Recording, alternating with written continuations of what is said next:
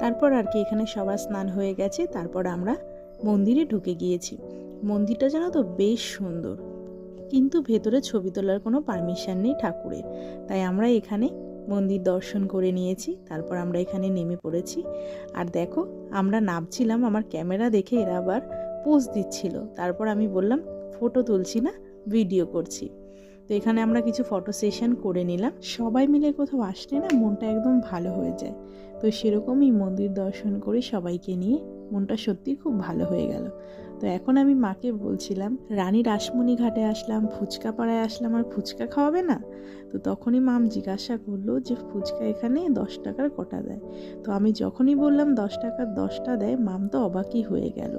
তো সেই গল্পই করতে করতে আমি আর মাম আসছিলাম, আর হঠাৎ দেখি আমাদের ঋষিবাবু কান্না শুরু করে দিয়েছে। তো এখন ও হাঁটবে, কোলে থাকবে না, সেই জন্যই ও কান্না করছিল। তো আর কি মা এখানে ওকে থামানোর চেষ্টা করছে। তারপর আমরা চলে গেলাম ফুচকা খাওয়ার জন্য। তো এক এক করে আমরা এখানে সবাই মিলে ফুচকা খেয়ে নিয়েছিলাম, ভাগে ভাগে খেয়েছিলাম কারণ দুজনকে দেখতে হচ্ছিল।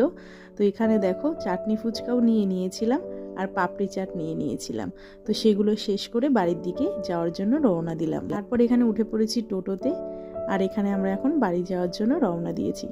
ঋষি খুব বিরক্ত করছিল, ওর ঘুম পেয়ে গেছিলো, তারপরও ঘুমিয়েও পড়েছিল অর্ধেক রাস্তায় গিয়ে। তো আমাদের ঋদ্ধিও এখানে চুপচাপ বসে রয়েছে। ভিডিওটি ভালো লাগলে অবশ্যই একটি লাইক কমেন্ট করে পাশে থাকবেন। আজকের জন্য এই পর্যন্তই, টাটা।